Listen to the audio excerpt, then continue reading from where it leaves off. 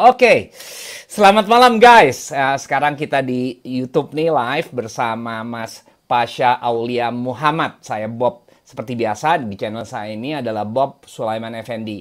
Kita akan membahas kemarin ini Mas Pasha mengundang saya untuk webinar yaitu apa namanya Energy Week ya, National Energy National apa Energy Mas Week. Pasha? National National Energy Energy Week. Week.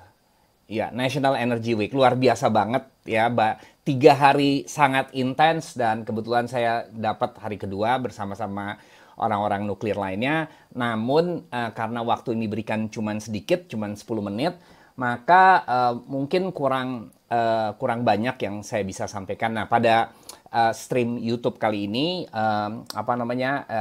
saya ingin mengeksplorasi lagi, menjelaskan 4 poin yang saya sampaikan pada webinar tersebut, Mas Pasha ya. Jadi kita bisa diskusi lebih banyak lagi tentang 4 poin itu. 4 poin itu apa sih? 4 poin yang ingin saya sampaikan itu adalah poin pertama ya, bahwa tidak ada regulasi yang melarang pembangunan PLTN. Itu adalah poin pertama. Itu saya akan jelaskan perihal regulasi. Poin kedua adalah bahwa PLTN itu sudah mendesak, sudah sangat mendesak. Nah, mengapa sudah mendesak ini yang akan saya jelaskan. Nah, yang poin ketiga adalah, yang ingin saya jelaskan adalah hampir 95% informasi yang masyarakat pada umumnya dapatkan tentang PLTN nuklir atau PLTN atau bahkan pemerintah, saya bisa jamin 95% itu sebagian besar adalah misinform atau salah ya, atau kurang benar informasinya. Nah, yang ketiga adalah yang ingin saya sampaikan adalah bahwa setelah kita rangkum itu semua, ketiga hal itu, maka kita berkesimpulan bahwa Thorcon itu berpeluang menjadi PLTN pertama di Indonesia. Nah, kira-kira itu Mas Pasha ya, yang kita akan bahas pada malam ini. Nah, sekarang kita mulai dengan regulasi. Nah, kalau kita bicara regulasi, banyak orang kita bicara selalu mengatakan PLTN itu pilihan terakhir. Nah, itu adalah betul berdasarkan PP 79 ya. Nah, PP 79 2014 yaitu Kebijakan Energi Nasional. Nah, namun sebelum saya membahas PP 79 2014 tersebut yang sebenarnya benar kata-katanya pilihan terakhir tapi narasinya salah. Nah, sebelum saya membahas itu, saya ingin membahas ya, amanat pembangunan PLTN itu sesungguhnya ada di undang-undang Mas Pasha.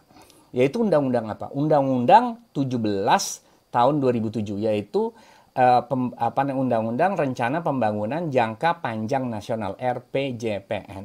Nah, di dalam Undang-Undang 17 tersebut dikatakan bahwasanya pada tahun 2025 Indonesia sudah memanfaatkan nuklir sebagai pembangkit listrik. Ya, memanfaatkan nuklir sebagai pembangkit listrik 2025. Nah, jadi RPJPN itu habisnya ya kan 25 tahun itu habisnya di 2025 ya RPJPN. Nah, itu dikatakan jadi clear. Bagaimana sekarang kita pakai akal sehat aja ya. Bagaimana ada undang-undang mengamanatkan bahwasanya 2025 PLTN itu sudah beroperasi, lalu tiba-tiba ada PP yang mengatakan ini opsi terakhir. Ini aja udah nggak make sense ya, ladies and gentlemen, guys, semua yang ada di internet, ini nggak make sense. Pertanyaannya sederhana, mana yang lebih kuat? Undang-undang atau PP? Ya jelas undang-undang dong. Nggak mungkin PP itu bisa membatalkan undang-undang. Oke, kita clear itu ya, satu itu dulu. Yang kedua, kita lihat lagi sekarang, yaitu kebijakan energi nasional yang PP 79 itu adalah kebijakan energi nasional jilid 2. Di tahun 2006 itu pernah ada kebijakan energi nasional juga, yaitu tingkatannya bukan PP namun Perpres. Ya, Perpres 5 2006 apa 2007 saya lupa ya. Jadi di dalam Perpres ini itu kebijakan energi nasional juga Mas Pasha judulnya ya. Jadi di dalam Perpres ini dikatakan bahwa di bawah turunan Perpres ini adalah yang namanya, kalau PP 79 turunannya adalah RUEN, Rencana Umum Energi Nasional, yaitu bentuknya Perpres. Nah, pada kebijakan energi nasional yang jilid pertama, karena dia kebijakan energi nasionalnya tingkatnya Perpres, maka perencanaannya atau rencana umumnya, RUEN-nya, dulu nggak disebut RUEN. Dulu disebut blueprint pengelolaan energi nasional, blueprint. Ya, itu sama setara dengan RUEN sekarang. Cuman levelnya adalah Capman.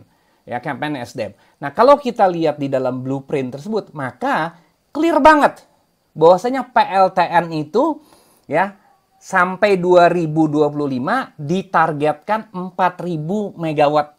Guys, 4.000 megawatt PLTN. Ya, clear banget. Di mana PLTN pertama itu beroperasi 2016, terus 2019, 20 dan seterusnya sampai 4.000 megawatt. Bahkan saat itu dianggarkan dengan APBN saat itu Mas Pasha, dianggarkan ya. Sekarang kita logikanya aja gitu ya. Kalau di kebijakan energi nasional pertama yang Perpres 5 itu PLTN ada, kenapa sekarang bisa menjadi opsi terakhir? Kan rada-rada lucu ya.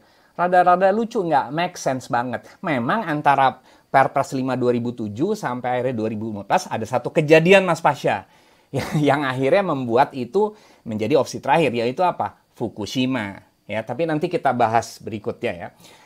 Terjadi Fukushima. Nah, jadi kita bicara PLTN itu sebenarnya pertama udah diamanatkan dalam undang-undang, lalu diamanatkan di dalam Perpres juga, Perpres 5, lalu ada lagi yaitu PP 14. Ya, PP 14 2015 yaitu apa?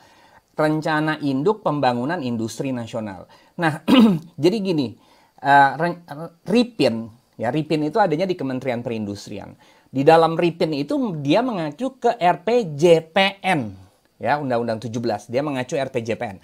Jadi intinya adalah industri apa saja yang harus dibangun. Nah, karena di dalam Undang-Undang 17 tersebut di RPJPN itu PLTN harus dibangun, maka di dalam RIPIN industri nuklir itu harus dibangun. Salah satunya juga bukan cuma hanya industri bahan bakar, komponen nuklir, tetapi PLTN juga.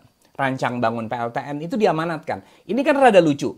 Sekarang ada Undang-Undang 17 mengamanatkan tentang PLTN beroperasi 2025, lalu ada RIPIN sama-sama PP, ya PP 14 mengatakan untuk dibangun juga, bahkan turunannya industri nuklirnya juga harus dibangun.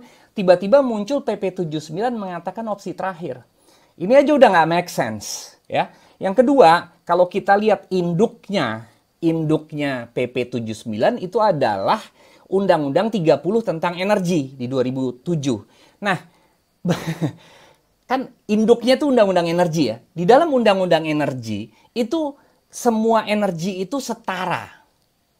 Bagaimana kalau konsep kesetaraan itu nih di induknya dikatakan itu setara, semua energi mau nuklir, mau batu bara, semua bentuk energi setara. Bagaimana bisa tiba-tiba masuk PP 79 itu opsi terakhir? Opsi terakhir itu kan nggak setara Mas Pasha ya. Jadi memang ada keanehan lah. Saya nggak perlu membahas di dalam forum ini keanehannya itu apa. Namun sekarang kita lihat, sekarang kita balik ke PP 79-nya. Ke PP 79-nya adalah kata-kata opsi terakhir ya. Kata-kata opsi terakhir itu sendiri. Apa sih maknanya ya? Di dalam narasi kebanyakan orang, opsi terakhir itu selalu disampaikan bahwa ya setelah seluruh energi habis ya, seluruh jenis energi terbarukan, semua jenis energi, kita udah nggak ada energi lain, barulah nuklir. Padahal dalam penjelasan PP 79 itu, ini penjelasannya ya, jadi di akhir semua regulasi, Mas Pasha, undang-undang atau PP atau apapun juga selalu ada bab penjelasan maknanya. Jadi kalau kita baca bab penjelasan tentang apa makna opsi terakhir, ya atau pilihan terakhir, bukan opsi, pilihan terakhir. Apa sih maknanya? Maknanya adalah begini, disampaikan bahwa bila mana telah dilakukan kajian keselamatan, kajian keekonomian, skala besar, bla bla bla lah. Istilahnya semua kajian komprehensif. Dan, nah kata kuncinya ada di dan nih. Dan adanya kepentingan mendesak. Adanya kepentingan mendesak, maka PLTN dapat dimanfaatkan. Jadi artinya apa? Artinya bagaimana kita mendefinisikan kepentingan mendesak itu. Nah, jadi clear banget ya bahwa PLTN dan banyak lagi regulasi ya Tapi kita terlalu panjang kalau kita membahas regulasi. Jadi jelas sekali nggak ada alasannya gitu ya PLTN. PLTN itu apa namanya ada yang melarang pembangunan PLTN, nggak ada sama sekali. Bahkan di dalam RPJMN yang sekarang nih Mas Fasya, di dalam RPJMN yang sekarang di pemerintahan ini, itu PLTN masuk di dalam proyek prioritas nasional. Judulnya, nomenklaturnya adalah pembangunan PLTN komersial masuk. Ya. Namun, matriksnya kegiatan tahunannya belum level pembangunan, yaitu apa? Yaitu kajian. Ya. Artinya apa yang diharapkan pemerintah. Jadi dari sejak bahkan itu kan di 2020 ya. Nah, jadi 2020 setiap tahun sampai 2024 itu adalah kajian-kajian di mana diharapkan kalau kita baca itu seolah-olah pola pikir pemerintah begini. Kita kaji semua selama 4 tahun ini ya. Maka di 2024 baru kita go nuklirnya. Kelihatannya seperti itu. Artinya kita kaji secara komprehensif semuanya, pembangunan itu baru dimulai pada periode berikutnya. Nah, ini sesungguhnya adalah hal yang tepat karena artinya pemerintah itu sekarang memiliki suatu peta jalan yang sistematis dan terstruktur, ya. Karena selama 30 tahun lebih pembahasan PLTN itu selalu wacana dan nggak pernah jelas. Arahannya tuh nggak pernah jelas. Minimal sekarang itu udah sistematis. Dan juga kalau kita lihat sekarang bahasanya yang dipakai di dalam DPR, di dalam oleh Dewan Energi Nasional, bahkan oleh SDM sendiri, udah tidak lagi mereka memakai kata pilihan terakhir. Bahkan di dalam rapat RDP kira-kira 4 atau 5 bulan yang lalu antara Komisi 7 dengan Dirjen EBTKE, DPR sudah memakai istilah yaitu viable options. Nah, viable option ini juga istilah yang sekarang dipakai oleh anggota DEN. Nah, yang pertama kali saya mendengar anggota DEN yang saat itu masih calon ya, pada saat saya dengar pada saat fit and proper test adalah Satya Yuda Widya gitu ya.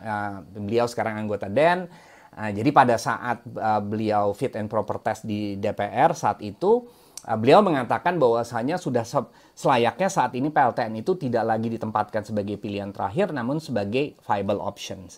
Nah, akhirnya kata-kata viable option itu diadopsi sama DPR, sehingga sekarang komunikasi DPR dengan SDM itu menjadi viable options. Jadi itu secara singkat bahwasanya nggak ada larangan pembangunan PLTN itu salah besar. Nah, kira-kira secara singkat itu. Nah, ada pertanyaan nggak Mbak Pasya tentang masalah regulasi ini? Kalau misalkan dari masalah regulasi sendiri, saya ngelihat dari Bapak sudah cukup jelas. Untuk yang tadi, yang PP nomor 20 tahun 2014 itu, kalau menurut saya ini pemahamannya... Nggak ada 20. PP 79. Kebijakan nomor 79. Maaf. Nomor 79 tahun 2014. Ini saya ngelihat di bagian penjelasannya mereka agak-agak rancu sih. Jadi kurang lebih bahasanya penggunaannya dipertimbangkan sebagai pilihan terakhir, tetapi pada akhirnya kalau mendesak pada dasarnya dapat dimanfaatkan. Jadi kurang lebih itu kayak, jadi PLTN terakhir, tapi kalau kita butuh banget ya udah nggak apa-apa. Tapi butuh bangetnya berdasarkan pemahaman apa nggak jelas. Ini saya lihat yang 2014 ya. Iya betul. Itulah makanya kata-kata kuncinya adalah mendesak. Jadi bila mana ada kebutuhan mendesak. Jadi kata kuncinya dari seluruh penjelasan itu adalah kebutuhan mendesak. Nah sekarang jadi problemnya Mas Pasya sejak PP itu diluncurkan tahun 2014, nggak pernah ada apakah Batan, apakah Bapeten, apakah semua organisasi atau akademisi nuklir dan lain-lain yang pernah mendefinisikan, even SDM mendefinisikan sudah mendesakkah gitu. Ya memang banyak dalam diskusi-diskusi, webinar, apa segala macam. Tetapi kan seharusnya itu dikaji secara komprehensif ya, kebutuhan mendesaknya itu. Sebenarnya di tahun 2017 saya pernah masuk di dalam tim peta jalan PLTN di SDM saat itu. Waktu itu menterinya belum Pak Yonan, masih Pak Sudirman Said. Terus Dirjen Aneka Energinya waktu itu sebelum Pak Haris, yaitu Ibu Marice. Nah, saya masuk tim saat itu. Kita sebenarnya sudah mendefinisikan saat itu, kita udah jadi gitu ya. Dan mengapa itu mendesak, kita bahas gitu ya. Namun sayangnya ketika itu udah selesai, itu nggak pernah ditandatangani oleh menteri saat itu. Dan nggak pernah dibawa ke presiden. Sehingga sampai sekarang tidak ada satu dokumen pun yang mendefinisikan mendesak itu apa. Nah, jadi itu problemnya. Bahkan presiden di dalam saya menemukan satu dokumen di Bappenas ya, dokumen publik tentang saat itu tahun 2016, presiden memanggil Menteri SDM ya. Presiden memanggil Menteri SDM dan Kepala Batan. Saya ketemu dokumennya. Di saat itu mungkin Presiden ingin membahas tentang PLTN karena pada saat 2016 itu isu PLTN menghangat. Nah, akhirnya dipanggil Menteri SDM-nya Pak Sudirman Said, Kepala Batannya Pak Jarod. Nah, ini saya baca di dokumen publik. Presiden mengatakan begini. Ya, dia bilang gini, kita banyak sekali energi, ya ada angin, ada geothermal, ada air dan lain-lain batubara. Dan tetapi bila mana nuklir itu sudah dibutuhkan, ini kan pertanyaan buat presiden, betul kan? Bila mana nuklir sudah dibutuhkan, artinya apa? Kan sebenarnya kajian, presiden kan nggak tahu, ya. Presiden nggak tahu bila mana sudah dibutuhkan. Kan dia nanya, Menteri SDM sudah dibutuhkan belum nuklir? Bila mana sudah dibutuhkan, segera diputuskan. Ini Presiden ngomong, segera diputuskan, dihitung dengan cermat dan hati-hati. Dihitung dengan cermat dan apalah. Pokoknya dihitunglah dengan baik gitu ya, kira-kira semuanya itu. Ya. Tapi Presiden mengatakan, apa kata Presiden? Bila mana Presiden nanya sebenarnya, sudah dibutuhkan Pak belum sih Menteri SDM PLTN? Kan sebenarnya itu pertanyaan. Pertanyaan itu kan harusnya dijawab dengan kajian dong. Benar nggak Mas Pasha ya? Dengan kajian. Tapi kajian itu nggak pernah dibuat. Nggak pernah dibuat baik oleh SDM ataupun juga nggak pernah dibuat oleh Batan itu sendiri. Karena saat itu kan ada kepala Batan di situ. Nah, yang berikutnya juga Presiden mengatakan kalau memang dirasakan, istilahnya kita tersirat ya. Kalau memang sudah dirasakan, memang sudah dibutuhkan dan sudah dihitung dengan cermat, maka segera putuskan. Oh ya, Presiden mengatakan ini lagi nih Mas Pasha. Jangan diambangkan. Coba. Presiden ngomong jangan diambangkan. Lah ini adalah statement yang menurut saya luar biasa Mas Pasha. Karena kenapa? Selama lebih dari 30 tahun PLTN itu ngambang-ngambang terus, nggak pernah menukik. Itu Presiden yang mengatakan. Namun, jadi kan untuk bisa menjawab pertanyaan Presiden itu harus ada kajian yang komprehensif. Betul nggak Pak Mas Pasha? Betul kan? Nah, inilah menurut saya langkah yang dilakukan oleh ESDM sekarang, di mana didefinisikan di dalam RPJMN ini, matriks RPJMN, adalah kajian-kajian yang dibutuhkan untuk pemerintah dapat memutuskan. So, this is structured menurut saya. Sangat-sangat structured sekarang. Sehingga akhirnya kita dapat melihat bahwa PLTN ini sekarang masuk ke dalam track yang benar. Terstruktur dan sistematis gitu. Karena ada selama dari tahun ke tahun itu, bahkan sekarang di dalam, kalau kita lihat Dirjen EBTKE di tahun ini itu di dalam berbagai seminar, sekarang mereka membuat namanya grand strategi ya, grand strategi energi apalah gitu ya, saya belum jelas nama dokumennya. Tetapi di situ di dalam berbagai paparan Dirjen EBTKI di dalam berbagai webinar, sekarang kan webinar banyak sekali ya, hampir setiap minggu ada webinar ini, webinar itu. Betul. Dirjen EBTKI itu memaparkan, yaitu pertama tahapan-tahapan tersebut, ya tahapan-tahapan yang terstruktur dan sistematis melalui kajian-kajian. Dan Dirjen EBTKI juga di dalam grand strategi tadi, salah satu bauran energi mix-nya yang sudah dipaparkan, so it's dokumen publik, bisa dilihat di berbagai macam webinar, itu menempatkan PLTN itu di dalam baurannya sama dengan PLTB, ya sama. Dan ditargetkan by 2035 PLTN dan PLTB ya, itu jadi satu bauran, itu sekitar sampai 2035 ya. Sekitar 3.000 megawatt. So this is wonderful kan ya, walaupun dokumennya belum publish. So jadi itu adalah tentang regulasi. Nah, sekarang kita dari tadi bicara mendesak ya. Udah mendesak belum? Sekarang masuk ke pertanyaan berikutnya. Ya, udah mendesak belum? Nah, that's the fundamental questions gitu ya.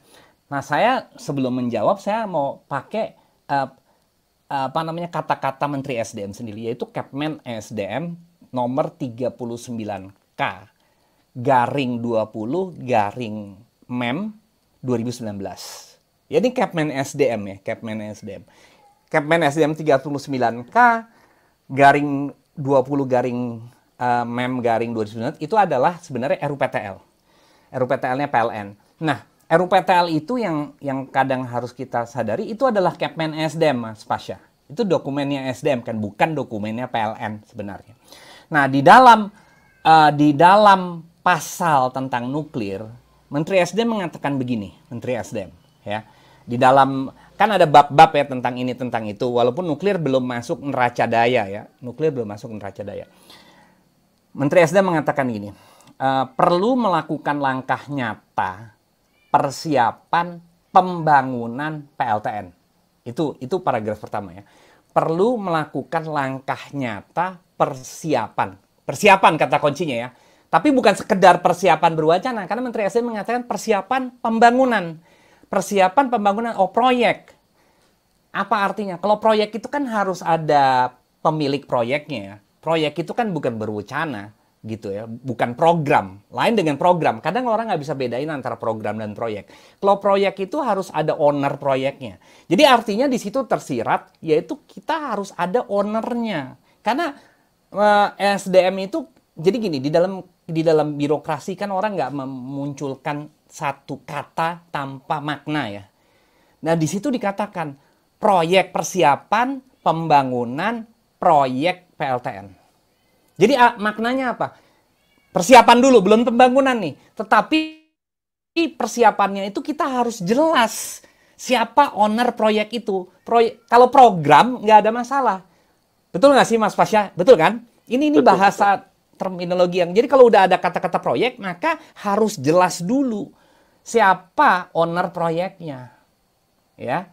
Nah, di sini mengingat yang penting. Mengingat sudah menipisnya sumber energi. Nah, dan lamanya pembangunan PLTN. Nah, jadi dua hal ini, ya sudah menipisnya sumber energi, pertanyaan saya, bisa nggak Mas Pasha dikatakan itu adalah kebutuhan mendesak? Ya, bisa sangat mendesak. Sangat mendesak. Exactly. Jadi tapi ini kan subjektif gitu Pak masalahnya. Enggak subjektif.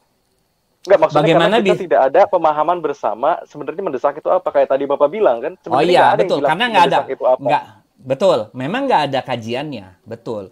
Tetapi Menteri SDM kan sudah mengatakan bahwasanya apa yang disampaikan Menteri SDM, sumber energinya udah tipis. Kita udah mulai habis. Gitu. Ini kadangkala yang suka orang lupa bahwasanya kita selalu mengatakan dalam berbagai macam narasi bahwasanya Indonesia kaya energi. Ya, kaya energi, kaya sumber energi. Menurut saya salah, Indonesia nggak kaya sumber energi. Menurut saya salah. Indonesia itu kaya ragam energi. Betul Indonesia kecukupan energi bila mana dua hal nih Mas Pasha. Bila pertama nggak terjadi pertumbuhan konsumsi energinya nggak tumbuh. Kedua populasinya nggak naik. Tapi kan kedua hal itu nggak mungkin terjadi. Gitu ya. Yang ketiga, kalau kita bicara energi kan tentunya nggak lepas dari energi primer ya. Kita nggak lepas dari energi primer. Jadi itu kita, Menteri SDM aja udah mengakui. Lalu sekarang kita lihat lagi gitu ya. Energi primer kita apa sih? Gitu ya, energi primer. Yaitu fosil semua kan ya, batu bara, gas dan minyak. Kita lihat aja nih. Nah, ya minyak, batu bara dan gas, oke?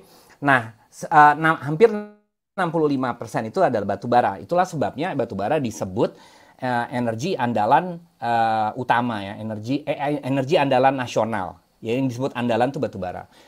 Namun kita harus lihat, kita tuh ekspor batu bara kita di atas 500 juta ton, Tasya. Jadi bayangkan ya, kita pengekspor batu bara terbesar di dunia. Padahal cadangan batu bara kita itu kecil sekali loh. Kecil cadangan batu bara. Kalau kita dilihat dari sisi cadangan, kita mungkin nomor 10 apa nomor 12. Ya bahkan kita lebih kecil daripada jelas Australia, lebih kecil daripada India, lebih kecil dari Cina. Tapi kita pengekspor terbesar. Kita ekspor total produksi batu bara kita itu sekitar hampir di atas 500 juta ton ya, hampir mendekati 600 Ya, ekspornya itu sekitar 500, yang dipakai di dalam negeri cuma 100 juta. Bayangin, cuma seperlimanya. Yang dipakai itu cuma seperlimanya. Kalau kita terus seperti ini polanya, maka di SDM pun, di dalam beberapa kajian SDM, juga udah mengatakan by 2035, paling lat 2040, batu bara kita habis. Pasha, habis, gone. Bahkan ya, PricewaterhouseCoopers dan Asosiasi Pertambangan Batubara di 2016, Google aja PricewaterhouseCoopers ya, itu mengkaji bahwasanya sama dengan SDM itu, Kasubdit Program Batubara atau apa yang bikin itu, masih bisa di Google, di search. Pricewaterhouse mengatakan batubara kita habis 2035. Nah, memang kadangkala orang suka ngomong, oh masih ada 200 tahun, 300 tahun. Itu betul, yaitu batu bara muda yang disebut namanya lignite. Nah, yang kedua, ya jadi ketika dibilang habis, apa sih yang dibilang habis itu adalah kondisinya dua sebenarnya. Memang masih banyak, tetapi pertama yang ekonomis, artinya stripping rasionya rendah, Pasha. Jadi untuk menggalinya nggak terlalu dalam ya, nggak terlalu dalam. Yang kedua, kalorinya kalori tinggi. Kita we're talking about 5.500-an ke atas, 5.000 ke atas lah. Karena kita tahu batu bara itu tambah kalorinya. Ya, jadi artinya kalau kalorinya rendah, yang disebut lignite itu yang 4.000 ke bawah, kan dia nggak efisien dan kenapa? Jadi memang batu bara yang berkualitas dan ekonomis itu udah menipis. 2035, 2040 udah habis.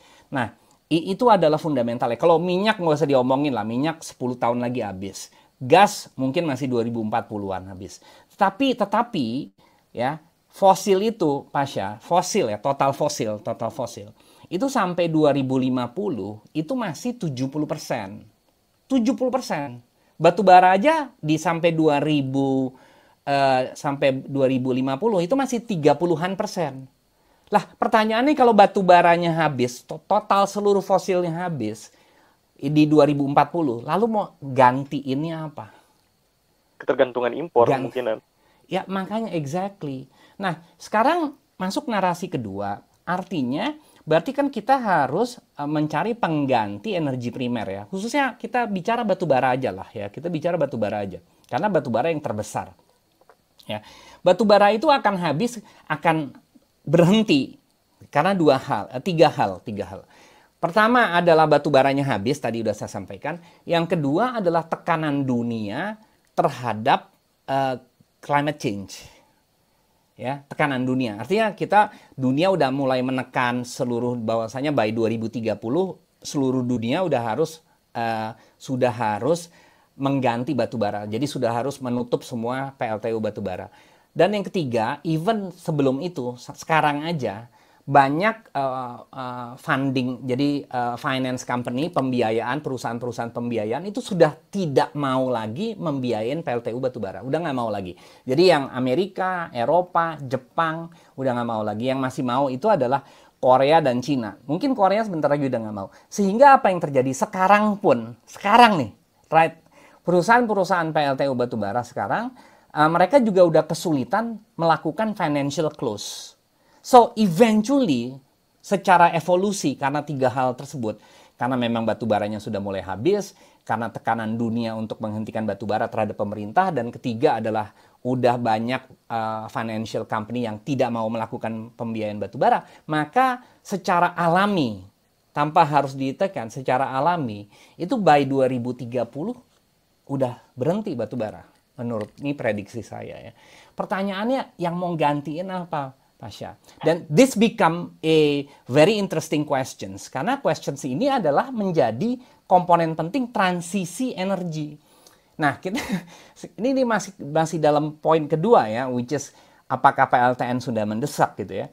Nah, kalau ini habis, penggantinya tentunya whoever yang menggantikan batubara tentunya harus memiliki kemampuan dan keekonomian yang sama dong dengan batu bara. Kita nggak bisa loh energi primer terus diganti dengan intermittent. Itu kan rada aneh. Sekarang semua orang ngomong, wah transisi energi solusinya adalah renewables gitu ya. Which menurut saya nggak make sense banget gitu loh. Transisi energi basically maknanya menggantikan energi primer yang fosil itu kan.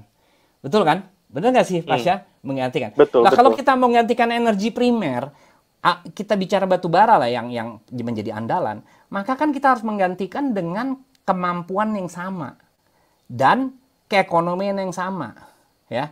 Kemampuan, kalau kita lihat kemampuan apa? Sederhana, memang banyak lah parameter kemampuan, tapi kan sederhana aja itu capacity factor ya. Kita bicara capacity factor.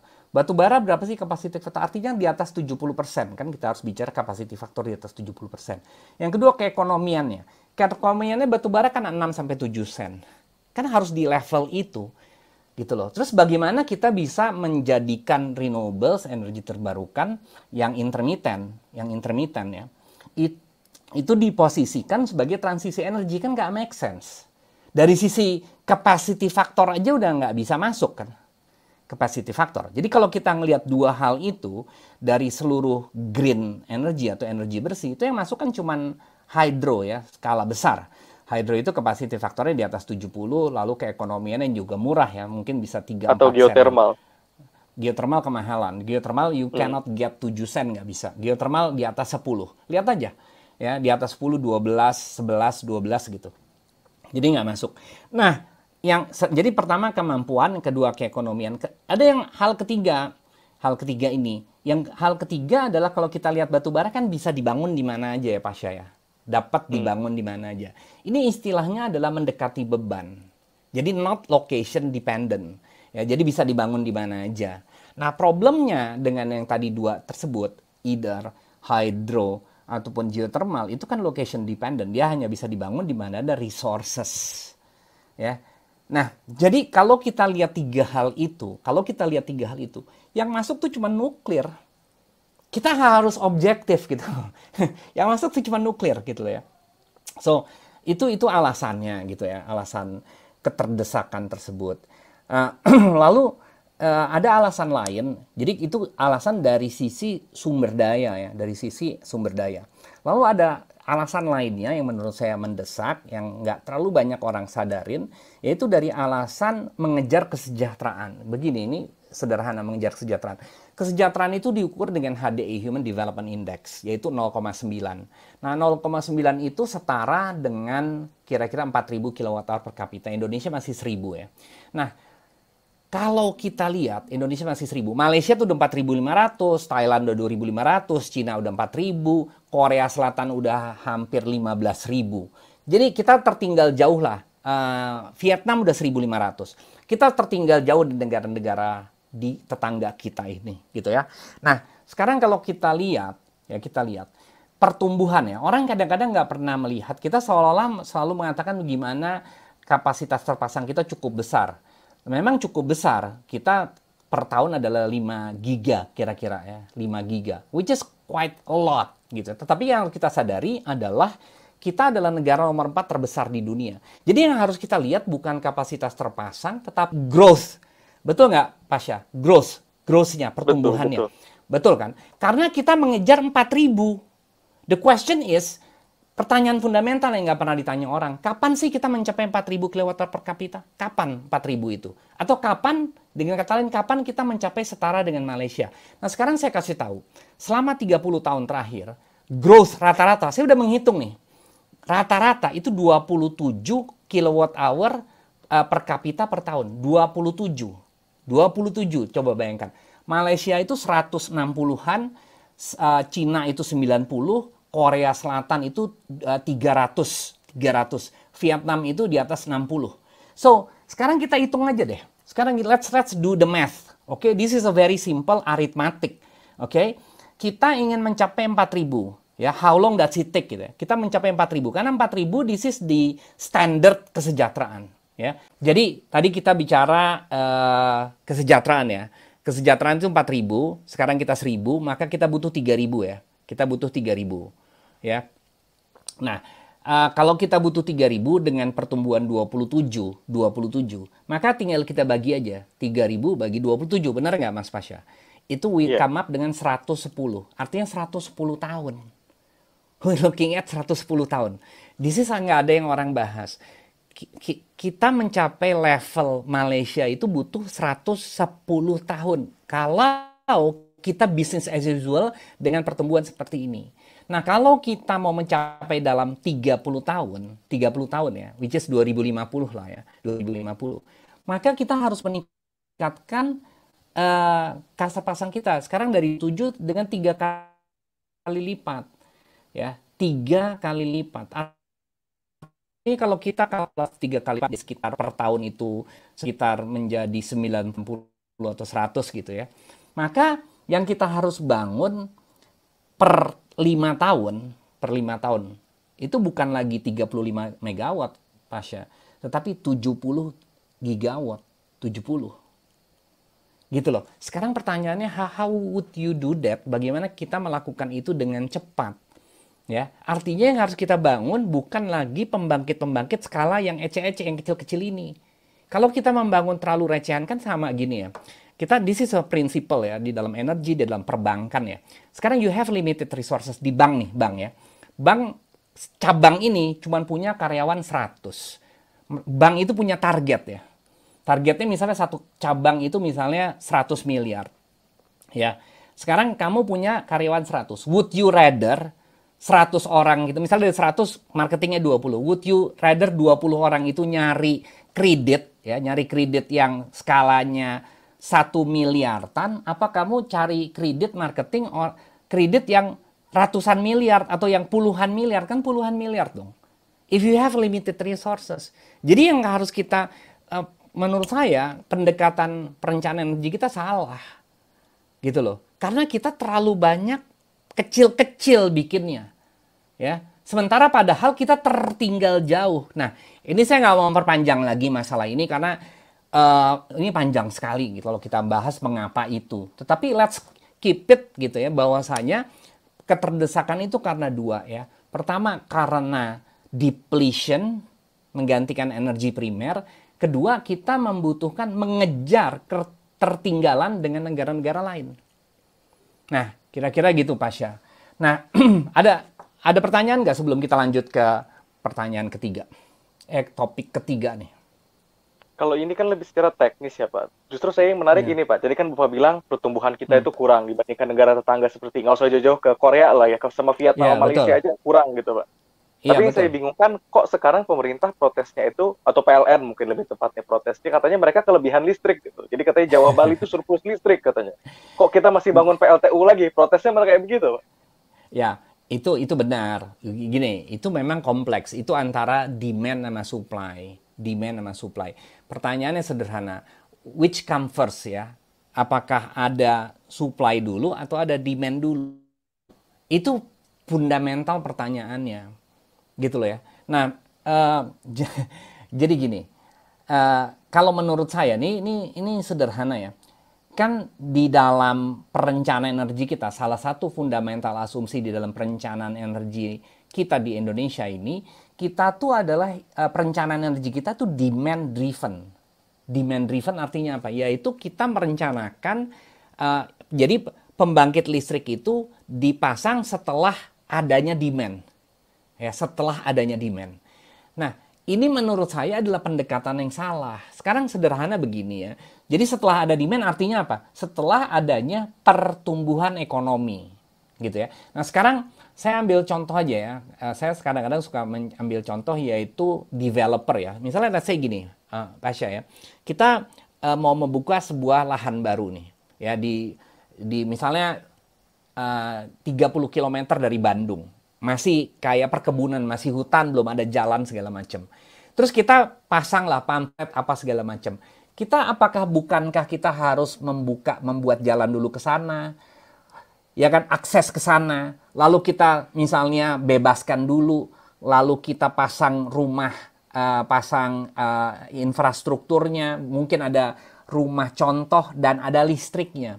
Jadi artinya kita persiapkan dulu hal-hal yang membuat orang akan tinggal ke sana. Nah, kita siapkan sesudah itu baru orang akan masuk, baru pertumbuhan ekonomi naik. Nah, contoh lagi. Gitu ya, contoh lagi.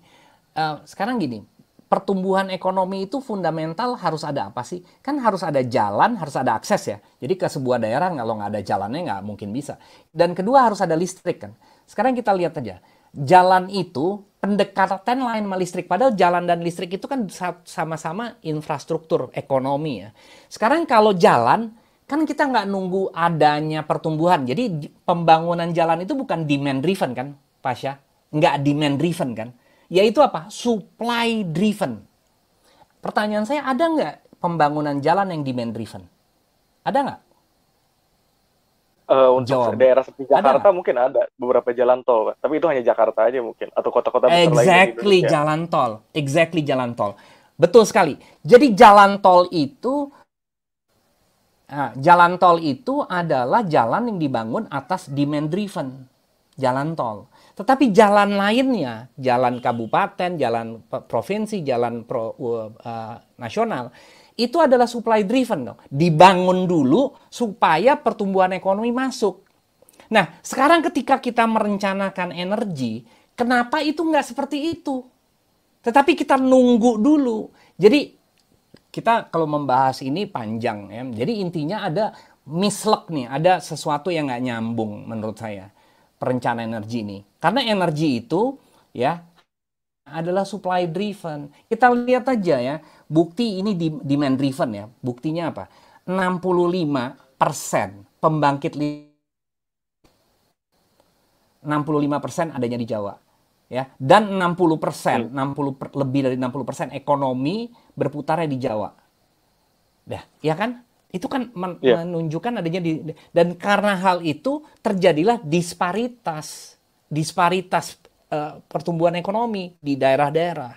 Jadi inilah, ya kita nggak usah memperpanjang ini. Mungkin ini satu topik sendiri, nanti kita bahas tentang hal ini ya. Tetapi that is a fundamental question. Jadi antara demand driven versus supply driven. Ya, nanti mungkin kita ingatkan kalau memang you tertarik untuk membahas ini, dan kita bikin topik khusus. Karena this going to be very long kita membahas ini. Nah, saya masuk ke topik ketiga, yaitu 90% informasi tentang